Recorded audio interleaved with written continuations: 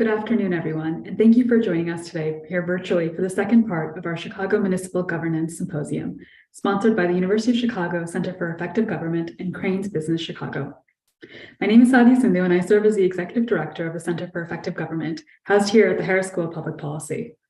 I'm thrilled to have a chance to say a few words about our work at the center and also kick off what promises to be a really interesting, timely conversation with our panel today. The Center for Effective Government has a vital and ambitious mission to strengthen democratic institutions and improve the capacity of government to solve public problems. Through our work, we seek to generate and elevate ideas from scholars and experts into the public square. Events like this, which bring together experts and practitioners to consider pressing issues and means of reform, are an essential component of this work. Last week, as part of this effort to dive into issues of government reform and democracy right here at home in Chicago, we launched an exciting new multi-part series with Crain's Business called One City, 50 Wards. This partnership brings together local leaders and experts for an in-depth discussion and dialogue to better understand the options, weigh the trade-offs, and consider the best levers to make our city government more effective.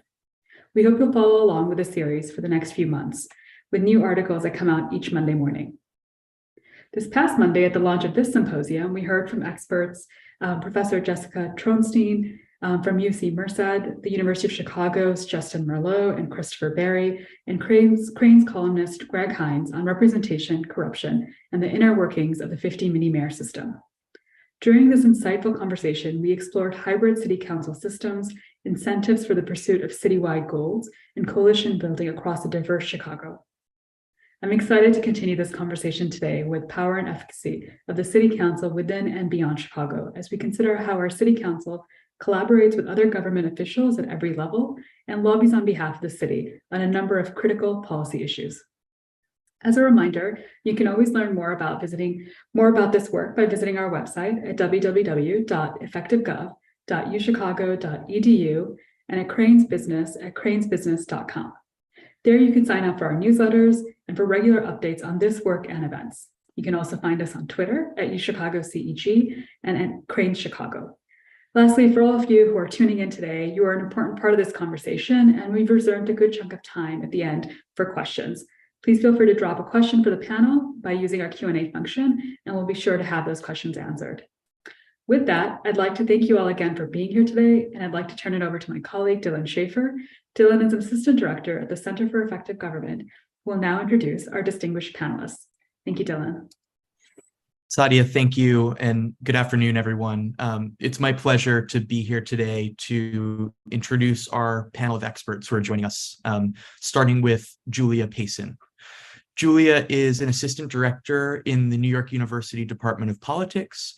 During the 2020-2021 academic year, she was also a fellow at the Center for the Study of Democratic Politics at Princeton University. Julia studies representation, political institutions, and public policy in state and local governments across the U.S. Julia, welcome. Thanks for joining us. Next up is Manny Perez. As Deputy Mayor of Intergovernmental Affairs in Chicago City Government, Manny led the day-to-day work of implementing the administration's legislative agenda across all areas with a particular focus on Springfield as the current session comes to a close. Manny was the campaign manager for the mayor-elect's runoff election and served as the Intergovernmental Affairs Director for the transition team. He has led a variety of campaigns at the local, state, and federal level, including Congressman Jesus Chuy Garcia's successful run for Congress in 2018. In Cook County government, Manny has served as special assistant to the president of the county board, chief of staff to the county clerk, and chief of staff to then Commissioner Garcia. Manny is also a 2016 alumnus of CEG's Civic Leadership Academy. Manny, welcome. Thanks for joining us. And lastly is Justin Laurence. Justin joined Crain's Chicago Business in June 2022 to cover City Hall and county government. Prior to Crain's, he wrote for local outlets including Block Club Chicago, City Bureau, and the Daily Line. Justin has extensive experience covering Illinois' cannabis legalization push and has also tracked the Lightfoot administration, aldermanic politics, and neighborhood-level real estate development. Justin, thanks so much for being here. Last up, I'm going to introduce our moderator again this afternoon, Professor William G. Howell. William is the Sidney Stein Professor in American Politics at the University of Chicago, where he holds appointments in the Harris School of Public Policy, the Political Science Department, and the college.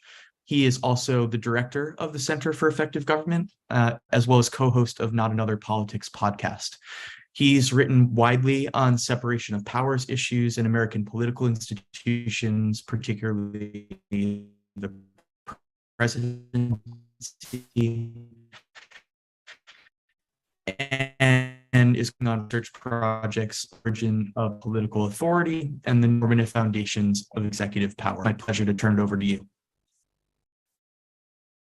Great. Thank you, Dylan. Thank you, Sadia. I'm so pleased to be joining in conversation with Justin, Julia, and Manny today to pick up this conversation about the city council here in Chicago, and to remind everyone, ours is a city council that's something of an outlier when you make comparisons around the country. We have 50 independent elected members to the city council, each serving individual wards. There are no at-large seats, and by reference to the sheer size of our city council, we're a huge outlier. Ours is much larger than any other city council in the country, save New York City, which has 51 members instead of 50. But note that in New York City, they're about 3.5 times as large as is Chicago. So we want to think about the relevance of these facts for the kinds of politics that unfold. And on Monday, we talked a lot about the significance of these facts for issues of representation, how the city council engages issue, how they evaluate policy, where their minds turn to the needs, the short-term local needs of their constituents within wards, and the extent to which they do, or in many cases do not, pay attention to challenges that affect this city as a whole. And we drew out that distinction at some length. And I'm hoping today we can turn the conversation a little bit to issues involving performance and relations between the city council and the many other political offices at the local, state, and frankly, national level that exercise power and that shape the content of policy. And so to get us started, Justin, I'm hoping I can turn to you. You've been a close observer of Chicago politics for a good long time. And could you just say a little bit about when you observe what's going on within the city council, what do you see at a kind of high level working really quite well, or working as intended? And what are domains in which, or aspects by which the city council struggles? And this isn't by reference to any particular one alder person, but kind of systemically. How do these, where do we see the city council politics flourishing, and where is it struggling? Yeah, I think this is a city council, and my experience has primarily been this actual city council since 2019, this term. But they work well, and essentially things where they defer to each other, defer to the local alderman in their ward. Every month they go through the zoning process, and there's really a ton of projects that are really only hinge on whether or not the local alderman supports that project or not. There's some exceptions, and those exceptions create big news, and they're a big deal, and we write about them and cover them. But on the most part, or on the whole, they kind of defer to each other. And if an alderman in Old Town supports a new apartment building in Old Town, then that goes through. And it's not just zoning, that includes capital projects in their wards, funding for schools, funding for parks and park buildings. So that's where they still do a really good job. And some people obviously complain about this process as well, but in terms of functioning, they do a good job of that. I think we'll spend a lot of today's conversation talking about where they don't do so well, and they don't really organize collectively to lobby other governments to work at the state level on fixes that need to happen in the city. They do that, but it's usually at the prompting of the mayor's office, of Manny when he was in that position, and others since then. So they're starting to become a little more independent than they have been. This city council, these 50 aldermen and the few replacements after some retirements are, they've stood up to the mayor some. They've fought the mayor on some big issues. Essentially, gave people like me interesting stories to write about, and probably gave Manny a few more headaches than the people his predecessors in that role had. So gray hairs too. Yeah, a few more gray hairs for Manny. Okay, so the distinction you're drawing is one that is somewhat familiar to us relative to Monday's conversation, which is that there's a lot of deference when it comes to very local issues, particularly as they relate to zoning, and it performs well, as you pointed out, insofar as decisions are made. There are things are approved or not. Whether or not the right things are being improved is sort of a separate matter, but they're being approved as a function of whether or not the local alderperson supports it. And where there's opposition, then the rest of the city council tends to go along with it. But if I hear you right, where they struggle more is when there's an issue that cuts across ward boundaries that affects the city as a whole, and to try to build the kind of coordination that's needed to respond to an initiative that comes from, well, I mean, you were pointing to the mayor's office, it could be coming from the state government, but when it's citywide. Do I have this right? Yeah. I mean, they do sometimes galvanize and work together on issues, but they kind of have to be led, right? Like the mayor's office says, this is a priority. We need this change in Springfield. Who's with us? We've all discussed this issue. For an example is the Chicago casino. The state gaming act, the way it was written, at least gaming operators said this is really difficult for us to come into the city and work here and make a profit. And that was a change that happened during this administration. But that was really something that was led by the administration, and aldermen who supported that effort would do their part, speak to the state lawmakers they had a relationship with. But what I'm pointing out is these are usually things that come from outside. The mayor's office galvanizes them. They don't really do a great job of organizing themselves to fight for things that the city council may believe is important, but the mayor's office is really not acting on or is in opposition to. Okay, Manny, let's talk about your gray hair, or your graying hair. So sitting as the deputy mayor of intergovernmental relations, not within the city council, but needing to work with the city council. And there's an effort to push through one initiative or another.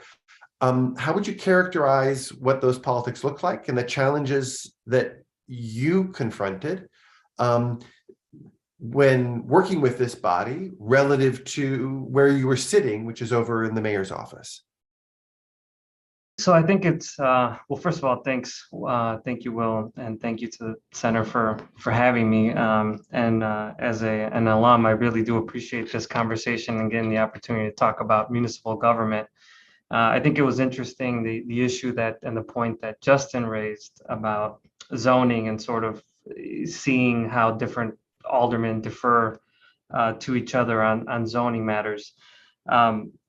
From my perspective, I think I look at the challenges with dealing with the city council members in terms of, the city as a whole, and how each ward has various constituencies.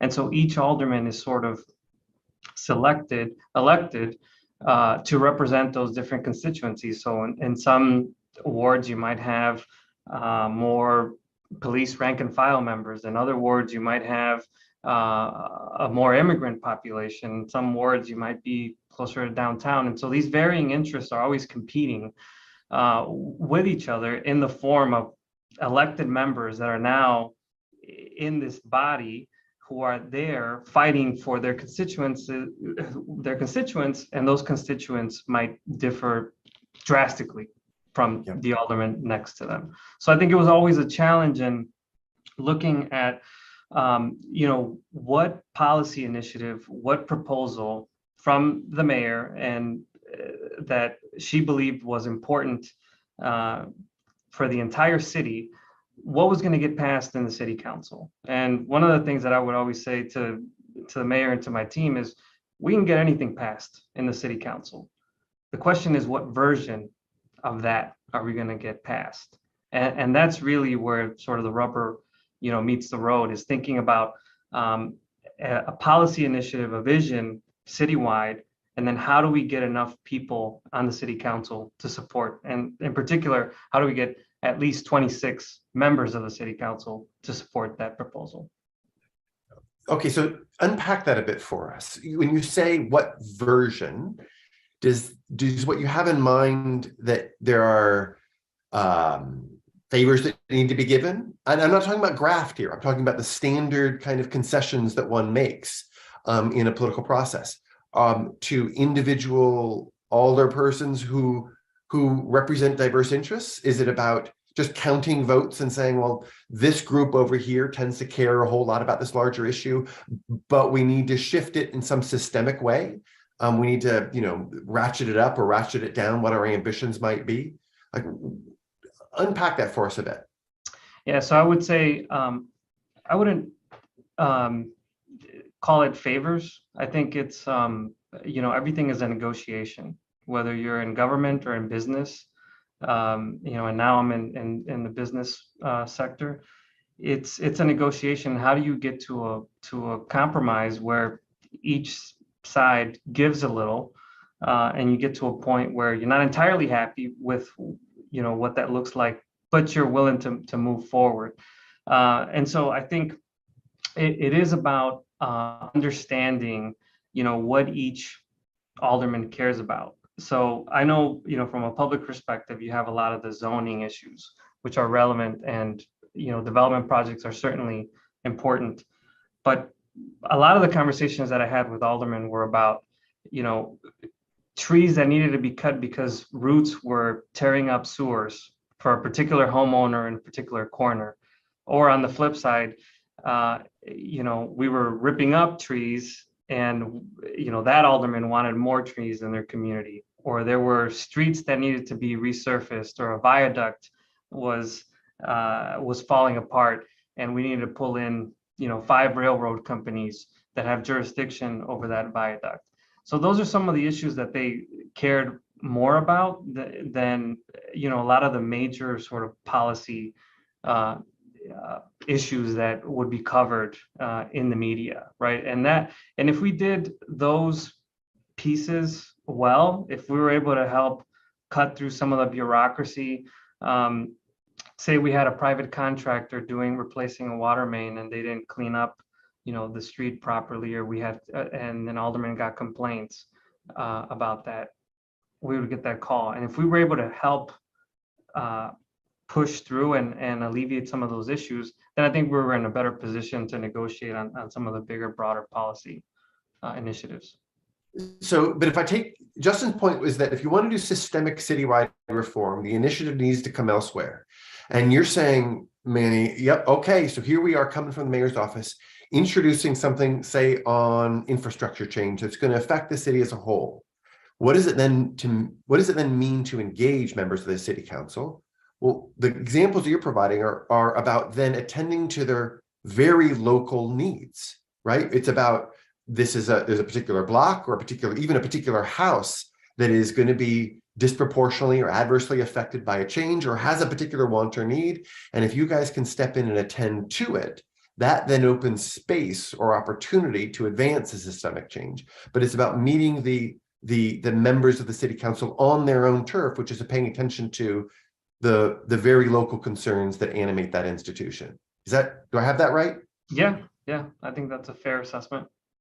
Okay, one last question before I turn to you, Julia, which is, imagine an alternative, which is that you've got a smaller number of alderpersons who are representing the city as a whole. You led by saying, look, we can get anything done. It's just a question of what it's going to look like. Does that calculus shift? Does the fact that you're interacting with 50 and they're all paying attention to very local concerns open up opportunities, or is it a sticking point and it makes life all the more difficult for the mayor in trying to advance policy change? So I think that's an interesting question. And, I think the argument that I'm sure we're going to talk about is how do we, in cutting the council down, does that make it easier to get things done and passed? I'd like to put forward a different perspective on that because, and we can talk about cutting it down. I think what I just mentioned about the very localized issues, you would lose sight of some of that. So in some wards, you have turnout which is incredibly high, and these are a very engaged electorate. In some, you have a population that is not as engaged or perhaps doesn't have the ability to vote, and yet all of those constituents need to be serviced. And if you have more eyes on the ground, more folks that are attending to the needs of people, then perhaps you get better services for those constituents. So right. So you get an expression of those very local concerns. I guess what I'm wondering is, to the extent that the mayor is then though thinking about the city as a whole, right? She's thinking about, sure, she cares about individual citizens, that's and residents of Chicago for sure, but she's also thinking kind of, what does a coherent infrastructure investment look like across the city? What do citywide interests look like, and how do we attend to them? Being forced to interact with and engage a legislative body that's hypersensitive and attuned to, and as you point out, with good reason in some ways, to the very local concerns, is that a problem for the mayor, or does it create challenges for the mayor, or does it open up opportunities on that? And maybe the answer is both. I think it's both. I think it is. Obviously, there are challenges in trying to get to 26 votes and trying to get a governing coalition. But at the same time, you get a much more perspective that way. And you are able to get a better sense and probably more of a pulse on what's happening in each of the various communities, because Chicago is big and it's diverse. It's also incredibly segregated. And I think that's what leads to a lot of the sort of the diversity of the aldermen and the diversity of initiatives and interests that they're putting forward at the city council. Super. So look, ours is a federated system of politics. There's all kinds of division, local, state, national, and all kinds of, within any space, take local, there are all kinds of intergovernmental tensions and challenges that come to play. And the city council's ability to advance its interests, however it understands them, crucially depends upon how it interacts with these other bodies, and lobbying plays an important role. When the city council speaks up to the state government and says, here's how we want you to think about the needs of Chicago or the needs of a particular ward. And I want us to think about how the relationship is between, or how the structure of the city council shapes those lobbying efforts. But before we do that, it's worth sort of clarifying what we mean by that lobbying. And Julia, you've not just written a lot on this topic, you've written the book on this topic. When we think about intergovernmental lobbying, what are we talking about? Absolutely. When we talk about intergovernmental lobbying, we're really just talking about how our city officials trying to advocate for local interests in other levels of government, especially at both the state level and in DC. So how are city officials trying to navigate the system to make sure they are getting enough funding and to try to advance their policy agenda? And this is especially true at the state level because states historically have so much power over cities in terms of granting their charters and providing a lot of their funding. And also in some states trying to interfere with local policy by trying to pass preemption efforts. And so cities are very attuned to these types of dynamics and need to be sort of aware of their position within this intergovernmental space in order to be able to effectively advocate for local interests. And Chicago has some interesting sort of built-in advantages here, I would say, relative to many of the other cities that I study. Illinois is a strong blue state. They have a Democratic trifecta across state government. And so Chicago, isn't having to worry about some of the preemption efforts that we're seeing in, for example, red states in the South, where blue cities might have a very different sort of policy agenda or want different levels of city services or funding relative to what the state legislature is comfortable passing. And so in Chicago, we're not sort of seeing those type of dynamics. And Chicago's a big city, right, with a well-developed intergovernmental affairs team. We have people like Manny who are hired to sort of navigate these issues on the city's behalf. And so I'm actually really excited to be part of this conversation. And I have lots of questions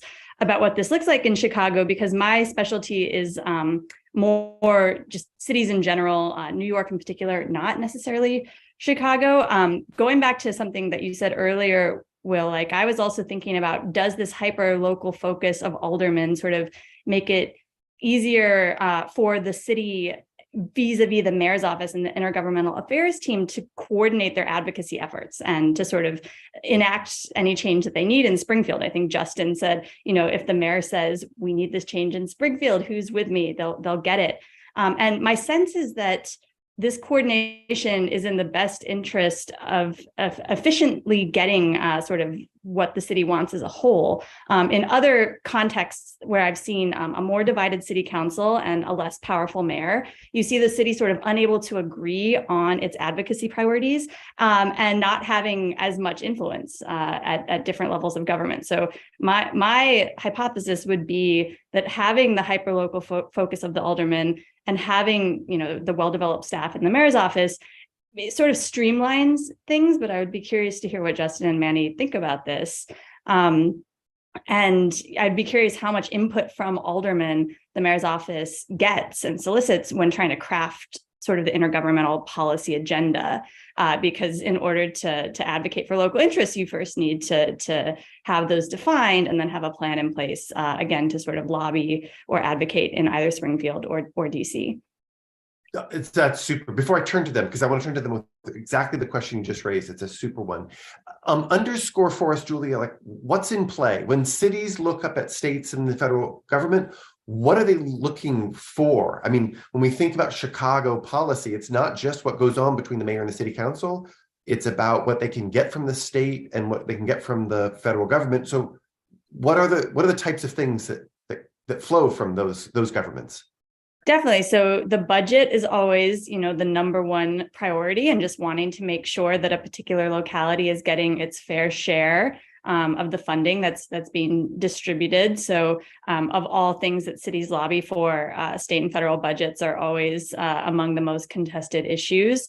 From place to place and time to time, there are different policy areas that a city might be really focused on, whether it's addressing homelessness, trying to redevelop particular areas, trying to get funding for public transportation that requires state authorization. So those sort of temporal policies, it's very contingent and it changes. And this is where I think having the flexibility and nimbleness of the mayor's office being able to sort of quickly identify a particular issue and then go to Springfield and get the Chicago delegation on board. This strikes me as being potentially advantageous to having to coordinate across a large and divided city council. But yeah, beyond funding or particular policy issues, again, I think the most exciting battles that are happening are often in states that are trying to preempt local policies, where, a local city might try to pass a higher minimum wage law, and then the state comes in and says, no, you can't do that. And again, Chicago is not having to deal with this, which, I do wonder how much the fact that Chicago has these built-in natural allies sort of in Springfield and has this sort of Democratic majority that it's usually dealing with, how much does it not actually have to worry so much about perfectly crafting its intergovernmental advocacy efforts because there's already so many built-in advantages versus a city that is facing these uphill battles to getting the policy and funding that it wants? Austin looking up at Texas state governor who is hardly blue in his in terms of his politics. And it's in that space, I mean, your own research has shown where you see governments, local governments, hiring actual lobbyists to act on their behalf in order to bridge that partisan gap. Yes. So in addition to intergovernmental affairs teams, it is very common for cities to also hire contract or professional lobbyists or lobbying firms. And Chicago does this. And I would be curious, Manny, how much your office relies on these outside professional folks versus trying to do more of this work in-house. I think the benefit of being able to hire or contract with professional lobbying firms is they have these built-in ties to legislators in different levels of government. And so one common thing that I see is if there's ever a wave election that brings in a new crop of partisans to state government, where state government switches hands politically, cities will often scramble to hire professional lobbyists that have ties to the incoming party and to the incoming legislators as a way to sort of bridge those gaps where you can't rely on your natural allies who sort of ascended through the Chicago delegation and can get you everything you want. So again, this happens, I suspect, less in Chicago, but certainly in many cities that I've studied, the reliance on professional lobbyists is a huge part of the story. And I think there's pros and cons, which we can talk about during this conversation. Manny, when you were sitting over at the mayor's office, and it isn't just that you were looking over at the city council, you were looking up at the state government and wanting to say, hey, we need funds, or you need you to pass one type of policy or another. Because you were looking up at Democrats, both up and over, all around, for the most part, in terms of who was in control, did you feel like you were playing from a position of strength in the way that Julia is describing? Yes and no. I think we do have sort of natural allies in the state legislature, in that the city, mostly, a Democratic city, democratically controlled legislature. But we did have some divisions along ideological lines. And, one example that comes to mind, and I think this was a couple years ago, and so I can talk a little bit more about it, even though it might percolate here in this election cycle, but it had to do with the real estate transfer tax and changing the real estate transfer tax in the city. Currently, it's a flat tax. So if you sell a home, for $250,000, or you sell something for $1 million or $5 million, you pay essentially the same flat tax.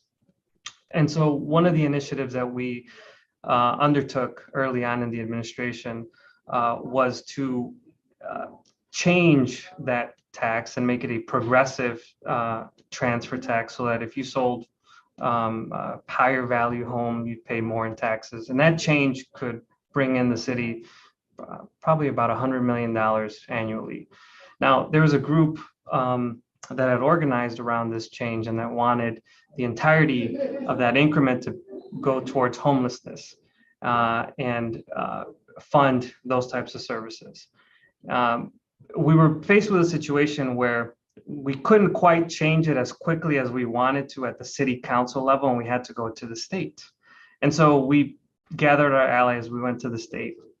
However, we couldn't get it done at the state because a couple of the natural allies for us had aligned themselves with the group that wanted to make sure that these dollars were spent on homeless services. And so we were negotiating both at the state and at the city council, and it just didn't move, the ball forward. Where I was making an argument to folks, hey, it's going to be hard enough to get this passed at the state level because we're going to need some more moderate Dems and Republicans, where something like an increase in the transfer tax might be viewed as an increase to taxes on property, or property tax increase. And for the political consultants out there, you already know how that can appear on a mail piece or an ad. And so it was going to be challenging enough getting it done at the state. I wanted to negotiate at the city. We weren't able to do it. We were sort of our own worst enemy in that regard. And so that the transfer tax remains the same. It's still a flat tax. And I know it's become an issue in this cycle. Justin, when you see the city of Chicago looking up at the state government, are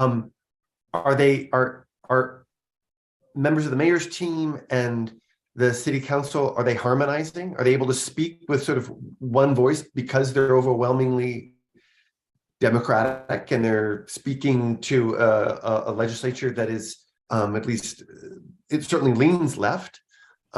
Or are there important rifts that we need to be aware of? Yeah, I think there's important rifts that we need to be aware of, I guess, and the short answer. I'm thinking Manny and I have both been in the city council chamber during budget season, and they have these annual budget hearings where every department comes in and they talk about their budget and aldermen grill them, and it's a whole day affair. And it's almost, this comes up annually where aldermen push for something. They're pushing for something that they've been arguing for 6 years, or there's an alderman who's, I've been fighting for this for 6 years, and every year we're told that we need a change at the state level, and that's why we can't do this. And every once a year, the same kind of similar aldermen say, this is why we need to get a caravan and literally go down there and advocate on our behalf. And I sit there and I think I heard that conversation last year, and I'm very confident that I'm going to hear it again next year, and it's going to be the same argument. And the reason that these sort of caravans don't happen and is because there's not, the city council is fractious, and not everybody agrees on this certain policy issues that they should go down and change. I mean, the real estate transfer tax is a good example. There's certainly aldermen who if they advocate for any sort of increase in property taxes, that like Manny said, that's their head on a platter in the next election. So I think with all these things, it's helpful to think of the city council as what I've really learned is there are no permanent coalitions on the city council. They kind of meld and form around one particular policy issue, and they vote on it. They get the 26, 48, whatever amount of votes, and then they split apart and they come back for the next one, and it doesn't always look the same. And that happens on the issues that they need, state help with as well. So sometimes they're working at cross purposes as well. I'm thinking about, so we just went through our remap, ward redistricting. And during that process, and Manny might know more than this is like one of those things that people like me are asking Manny to spill the beans on for a year. So he might know more of the details than I do, but essentially, the alderman who's in charge of the committee that the ward redistricting goes through, went to Springfield and basically asked for a lower threshold of votes to approve the map, essentially just making it easier so you didn't have to get to this 41 vote supermajority. And that really split the city council. Like, that was not everybody agreed that was a good thing. The Latino caucus kind of caught wind of that and argued against it, and eventually it wasn't passed. But there's just lots of things that happen on city council where they really work at cross purposes, and I'm not arguing that they shouldn't. They had different aims in that remap fight. It was really, in Chicago, it's really fought on demographic and racial lines, our ward map fight. But this all happens in sort of one-off situations, I guess, is how I think about it. There's not some sort of cohesive unit or coalition of aldermen that advocate for one thing all the time and kind of stick together, if that helps you think about it as well. Yeah, I mean, you're characterizing politics that are perennially fractious, that coalitions are almost always coalitions of convenience, and that the ties that bind are reasonably weak, and they are a function of whatever happens to be bubbling up at one particular moment. But let's bring this back, Julia, to you, which is your provocation was, hey, we've got all kinds of alignment in terms of the partisan composition of the city council, the party of the mayor at the state level. That ought to allow for kind of clear lines of communication and a coherent articulation of what Chicago interests are. But I think what Manny and in particular Justin are pointing to is there's all kinds, it's actually quite fractious within Chicago, which presents then challenges for the ability of Chicago as the governments that constitute Chicago to articulate what should go up and how the state ought to respond to one challenge or another, and that those things are defined by, Justin, you're pointing towards the importance of race for sure, ethnicity for sure, but also you can think about, again, these deeply local ties that are channeled through the city council, that this schism, maybe the schism's too strong, I'm going to say schism between the city council and the mayor, where the mayor's paying attention to the city as a whole and all the alderpersons are saying, no, it's my ward, and where can I get my carve out my exception, my local interest attended to. That creates tensions and challenges when they try to come together and send up a well-defined request that has a chance of succeeding at the state level. What do you think, Julia? Yeah, definitely. I mean, I guess the first thing I would say is, as fractious as it is and as difficult as it is to form these coalitions, imagine if you had the Tennessee or the South Carolina or North Carolina state legislature, where not only are you dealing with these issues, but throw in not even just divisions among Democrats, but Republicans as well. I think the benefit of having sort of the party alignment is that at least you sort of can pick up the phone and get the conversation started, even if there's going to be disagreement about how exactly to get there. And I guess it seems like there would likely be certain issues that are more likely to sort of trigger sort of the fractious nature of 50 different aldermen with different hyperlocal concerns versus issues where the mayor can sort of legitimately step in and say, no, I have the vision here. I know what the city needs, and have the deference of the city council to her. And so I would sort of be curious, are there particular issues where it's easier to have that sort of streamlined agreement about, here's the city priority, here's how we're going to communicate it to Springfield, versus other issues that trigger the scrutiny from all the different mini mayors, and that make it impossible for the city to agree on, let alone articulate the agenda. So yes, I completely agree. Politics is always going to be contentious, and both Justin and Manny provided some great examples of times when policies sort of failed to cohere and have Chicago get exactly what it wants.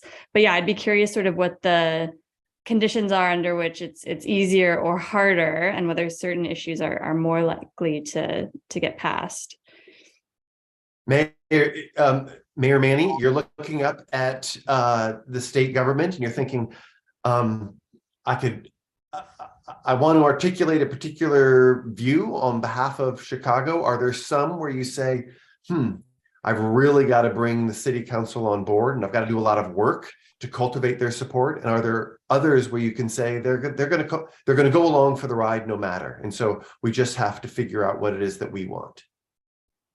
I think you always want to have the support of the city council, so that you don't have council aldermen working across purposes with representatives at the state legislature. And I think the city is very limited in what it can do in terms of raising revenue and paying for its costs.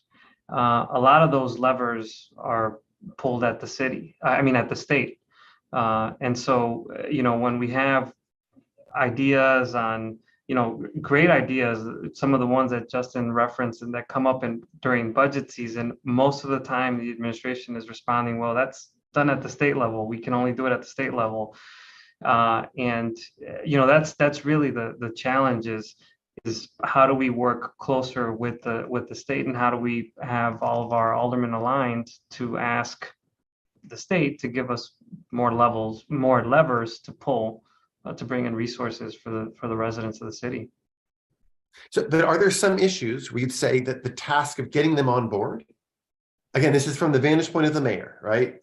Looking over at the city council, you'd say this is going to be a heavy lift.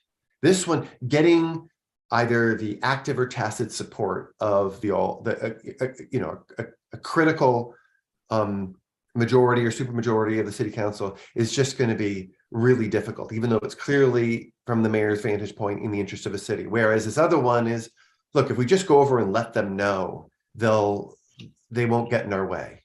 Can you think of either, it could be by policy domain or some areas where it's just you've got greater runway, and other ones where it's a tougher road to hoe? Yeah, it's hard to think about it in terms of topics. I guess I'll say whichever one doesn't have any interest groups attached to it that have an influence on the city council, those are probably easier to get people on board. If there's some sort of group that is lobbying or that has been able to convince some council members of the opposite perspective, then that's going to be more challenging. But the real estate transfer tax example was one where I thought it was a sort of a slam dunk. Let's get something done at the state level, and let's figure out or fight amongst ourselves here at the city how we split up the additional revenue that's coming in. But let's get the revenue first, and we couldn't get that done. And I think we were counting on that. We actually put that in our budget, our first budget in 2019, and we had to amend it and take that out because we were counting on that revenue to come in. Yeah. So no, there isn't I can't think of, hey, if we're doing a certain policy area that's going to be easier than others. I think it really is dependent on which groups are drumming up support with aldermen. And I was just going to add, and I think this is something that's happened since Manny left government, but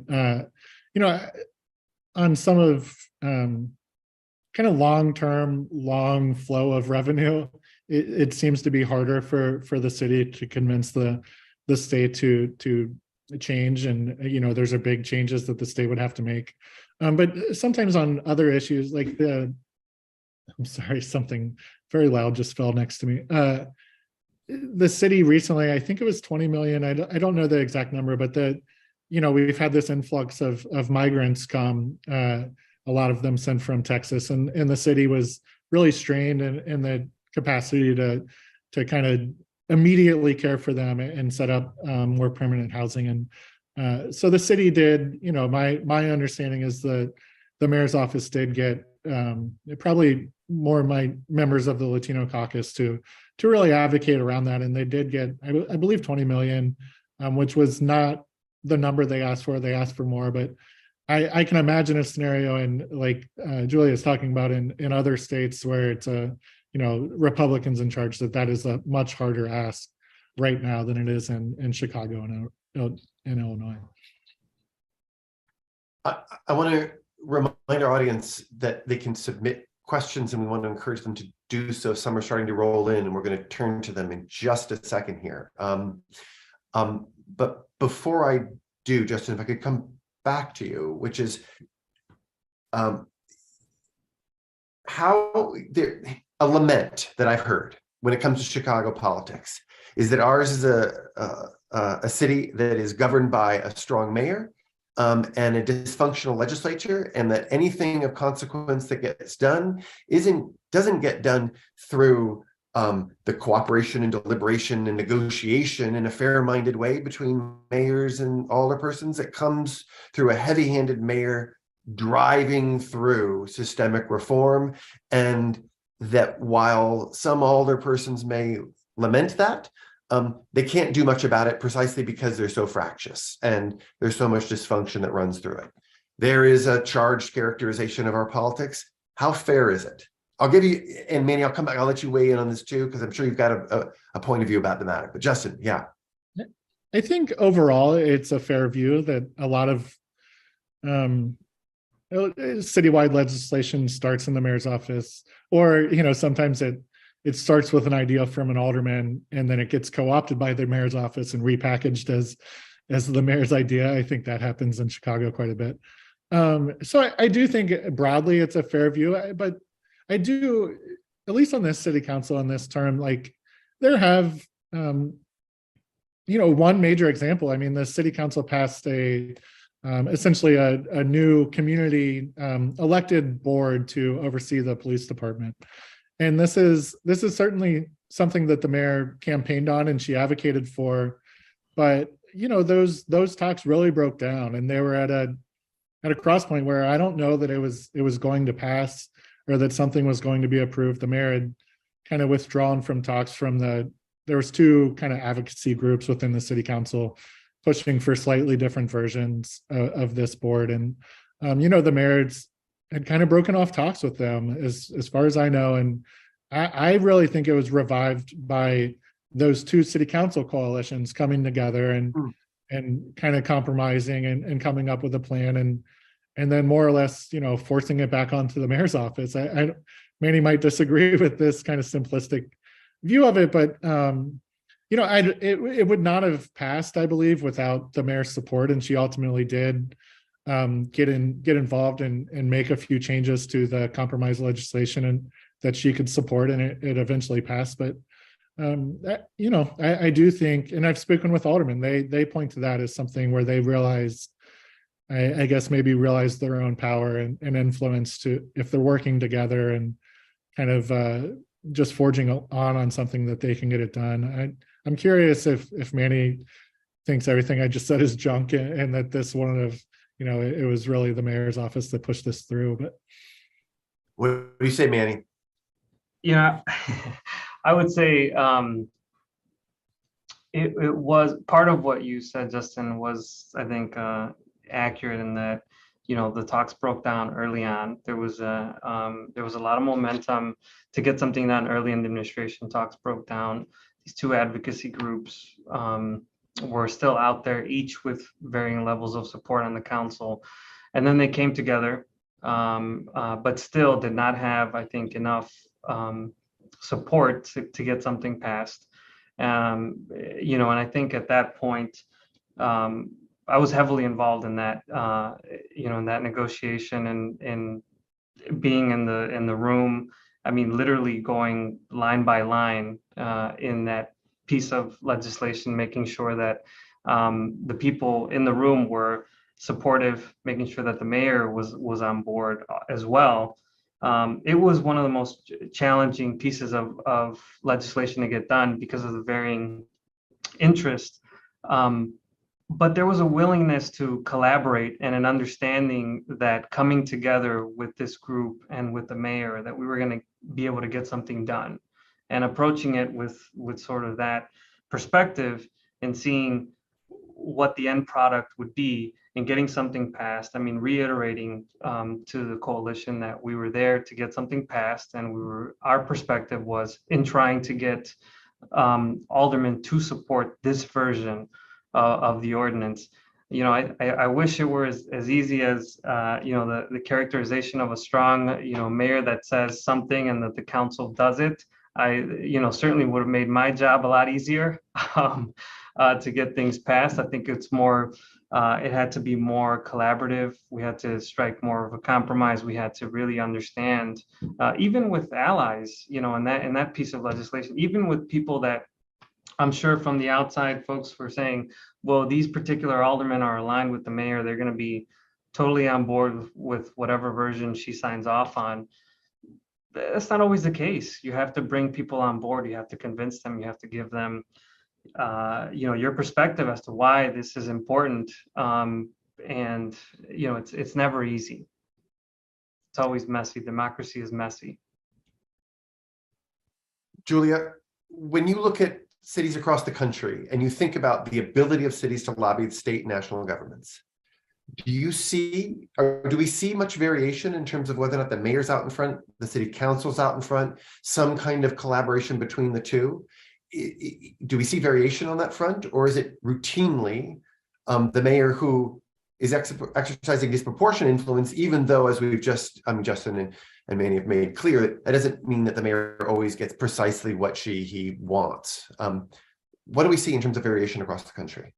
I think it's really only in the largest cities that the mayor sort of routinely acts as that spokesperson. I mean, in many cities across the country, we have either weak mayor forms of government or sort of council manager forms. And so, thinking from that more comparative perspective, city council usually plays a much larger role in crafting the intergovernmental agenda. And, I think there's pros and cons insofar as you are getting more input from people representing different parts and portions of the city. But I think it can also really slow down the process. And especially when we see divided city councils, it can be really difficult to craft a coherent intergovernmental agenda. So I think in general, the cities that have stronger mayors tend to have a bit of an advantage. This is a big generalization.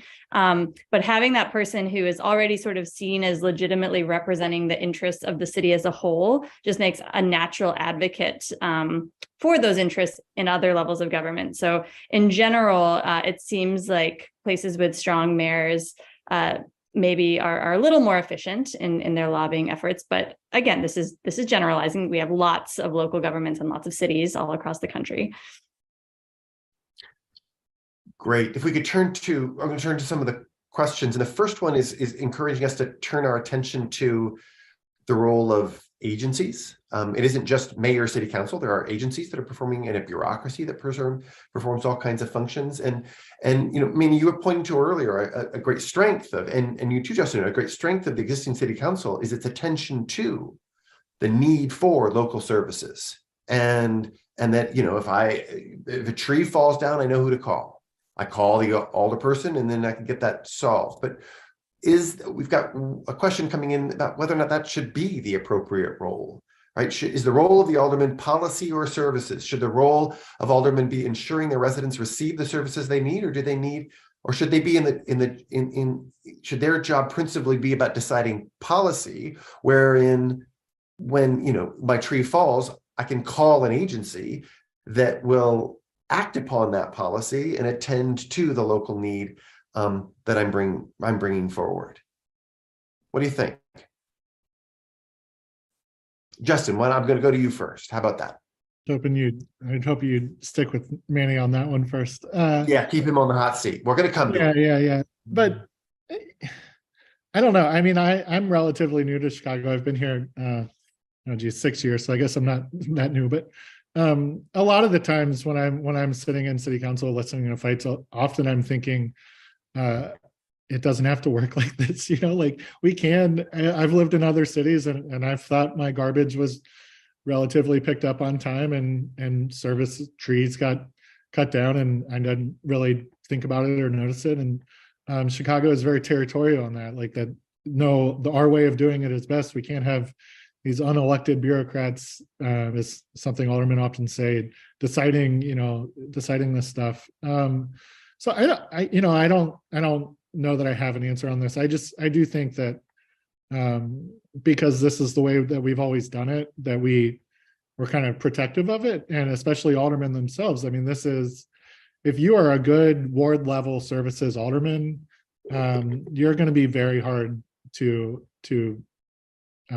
be knocked off in an election. Like if your residents believe that you attend to their needs in that way, then you've got an easy ticket back to city council every 4 years. So I think that's part of it. And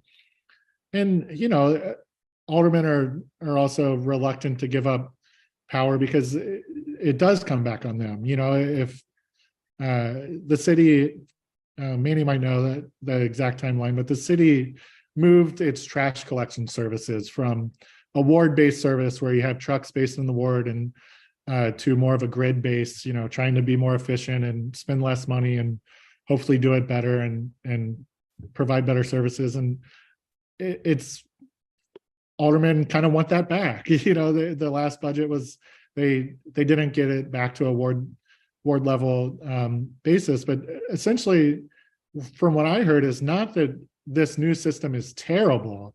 It's that when there's breakdowns in this new system, I get all the blame and I have no input on how to change it. So I don't know that anybody would argue that it has to go back because it's a better way of collecting trash. It's that it's a better way of having some control over it. And if Johnny calls in and says my trash hasn't been picked up for 2 days, I can call someone and it gets picked up that afternoon. And there's that kind of immediate level of accountability. Which serves the political needs of the alderpersons insofar as they can be responsive to needs and wishes and wants. And in being responsive, they can shore up their electoral prospects going forward. But you said, and it is true, this is how we've done it here in Chicago for a long time, but the lead in here is that Chicago looks awfully different from most other, at least when it comes to the design of the city council, looks awfully different from major cities all across the country. And we could think about a more responsive, better functioning administrative state at the local level, administrative agencies that would perform these functions, and that the public might learn to turn to them and not expect their alderperson because they're flourishing, at least as a possibility. No, Manny? Well, I think, yes, I think services are incredibly important. And I think we're having a conversation about 50 aldermen, which obviously was a big part of my job while I was at the mayor's office. But the city has over 30,000, I think, employees. We've got 34 departments. You've got thousands of people that are working day in and day out to make the city work. And the overwhelming majority of those folks are there for public service because they care. They're politically astute, but not politically motivated. And so when it comes to services, yes, we should have better services. I think the public should have the ability, and they do, to log in these concerns, the trees, the garbage cans, etc. But what do you do when the issues are more complicated? And I'll give you an example. There's an alderman who grew up with this viaduct, on the south side that had never been really repaired, that had a number of issues, that was too low and trucks were passing by it, so they kept hitting the ceiling and the concrete started to disintegrate. There were 5 rail lines that cut across that viaduct. Who was going to pull together those railroad companies? It was this city road, so CDOT, the Department of Transportation, had jurisdiction. We had to replace a water main. So then you brought in the Department of Water Management, and there were some state regulations, EPA regulations that prevented the way you had to lay out these new mains and the distance from sewer lines. So that's a very complicated issue. You can't just log that on 311. Who's going to be the champion that's going to say, hey, everyone get together, let's figure it out. Let's work on a solution, because it's very easy to be in a massive bureaucracy and say, this is what I'm taking care of. You need to, talk to that other person in that department to take care of that other issue. So you do have, I think there is value, and a lot of the aldermen really care deeply about, services and also getting projects off the ground. So there is this zoning component that people look at, but it's not just a matter of zoning in the city. There are incentives, whether those are county incentives. Who's going to champion this with the county? There are state incentives, regulation. Who's going to champion that? There has to be someone that is pushing that cares about what's going on a block by block basis. And now, I know there was a question about the size of the city council, and don't get me wrong, it would have made my job a whole lot easier if there were less than 50 aldermen. But I'm trying to get folks to understand that, that there is another perspective as to, and it's really one that I grapple with, as to what happens when you shrink the number of aldermen in the city. We have a question about corruption, and as it relates to what's being described as the Democratic trifecta. Julie, I'm going to bring this to you. You were talking about how this continuity in terms of the partisan composition from the state to the local facilitates bargaining and negotiation and the articulation of reasonably well-defined citywide interests.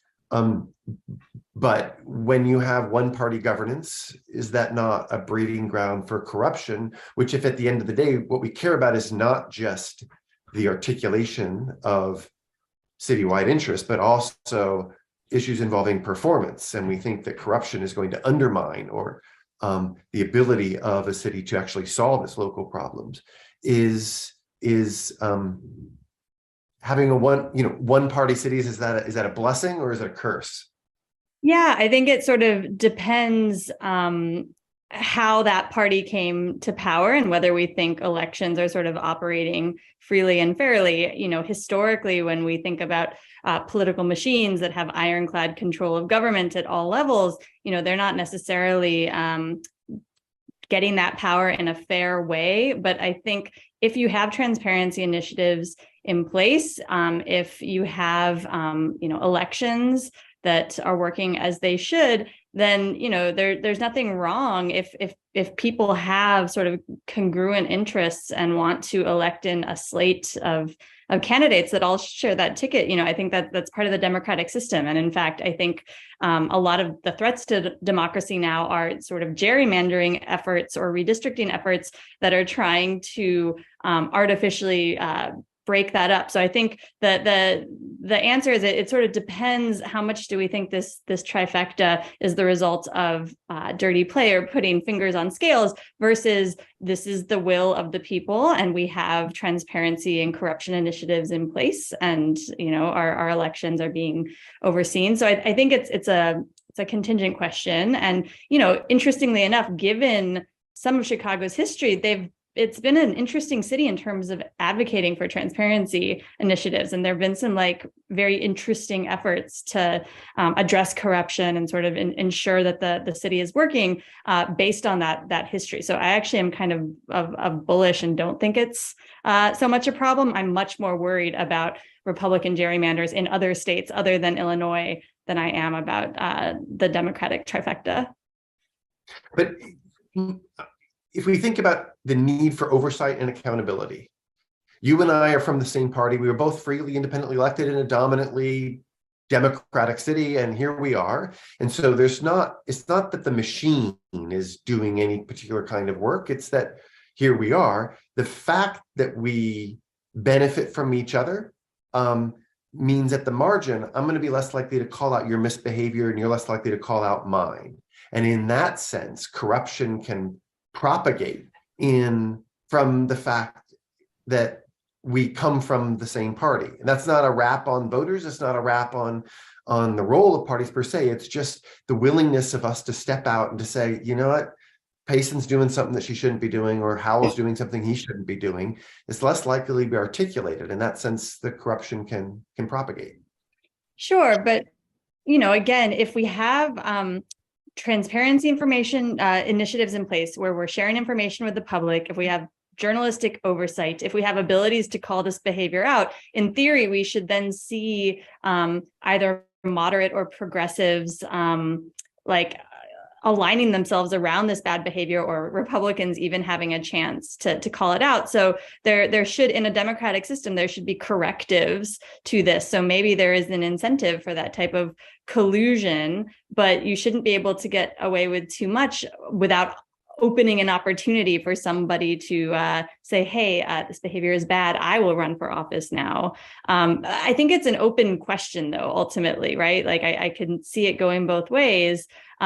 But I think one very simple step is just making as much information publicly available about things like lobbying contacts, or meetings, or just, all of the ways in which we think that corruption might be happening behind the scenes. Like, how can we put sunlight on this, make it transparent so that the public and journalists can exercise their oversight role? I don't know what Justin. But I was just about to say, this is, Justin, where you come in, right? Where the central role, when we think about a well-performing, responsive, and not corrupt city government, crucially depends upon a free and independent press shining light. We're approaching the end here, and I want to give you each an opportunity, if we could, to become dictator for the day, and to be given an opportunity. I did this on Monday, to change the size of the city council, if you so like. Manny, you said I'm torn this way, that way, so you got to sort it out, right? And I'm going to go to you last, and you got to say, do we want to keep it at 50 and have it be exclusively ward-based elections, or might we have some be at large? Or do we want to enlarge it? Do we want to go from, we want to make it even larger? Do you want to shrink it? You're dictator for the day. You can make a difference. Julia, you get to go first. What are you going to do? Sure. It has been working for hundreds of years. I kind of like the service-based aspect of the ward system. I think the mayor is a natural person to enact policy that affects the whole city, and then a way to then have hyperlocal interests represented sort of makes sense through the ward system. I don't think it's perfect, but it's sticky. It has worked up to this point. And I think this idea of, does the council need to do more policy passage? I think it sort of depends how happy people are with outsourcing that to the mayor. But if it's working, let's keep it. One vote for the status quo. Justin. I have just now gotten my head around 50 aldermen and gotten to know them and gotten to know the different wards and what goes into getting elected in each of the wards, that I'm very hesitant to say that I want the number to be shrunk. But yeah, I have a hard time seeing it moving. Aside from what I would do as dictator, I have a hard time. If I was dictator, I might choose another fight, I guess I would say. There was an alderman who pretty influential alderman, who told me, going into the remapping process, he wanted to introduce this. He thought there should be less aldermen, 30 aldermen, and told me this probably in 2019, well before the remap started. And I came back to him closer to it, and he was, he essentially just said, I ran that by my colleagues, and got shown the door in a lot of conversations. So I guess I'm just resigned to it, and I'm happy to kind of learn about it and write about it. Okay. I'm going to call that a weak vote. Yeah, that's fair. That's fair. Soft vote. I criticize politicians all the time for giving wishy-washy weak answers, so I should have to take it too. All right. Manny, are we going to go 3 for 3, or are you going to change it? No, I think we have to go 3 for 3. I think we've got to keep it, and I think we've got to figure out, how we get more stuff done in the city. One of the things that I enjoyed about talking with all the aldermen and understanding the issues was really getting a sense for the pride they'd have for the city, and the loyalty to the city. Like, these are folks that are not going to go anywhere, right? And they care about their neighborhoods. They care about making their wards better. I think we got to work on, giving them the bigger picture and telling them this is what makes the city better. All right, I'm just here to tell you, you guys were uniform support for the status quo. On Monday, we went 4 for 4. They all wanted to switch it to 30 members. So we'll have a battle royale at some future date. We'll sort that out. I want to thank you all for joining us, and invite Dylan to come back on.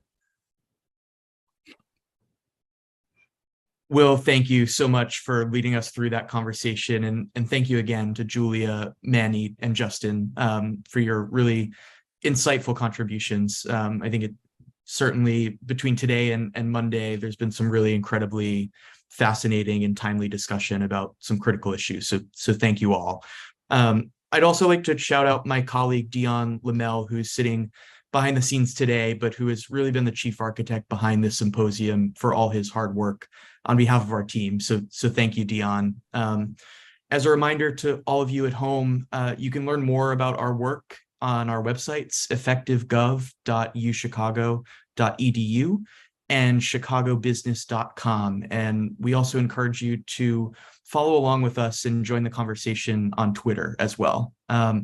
So on behalf of both the UChicago Center for Effective Government and Crain's Chicago Business, thank you all for joining us here today for our two-part symposium on municipal governance. We hope to see you again soon. Have a good day.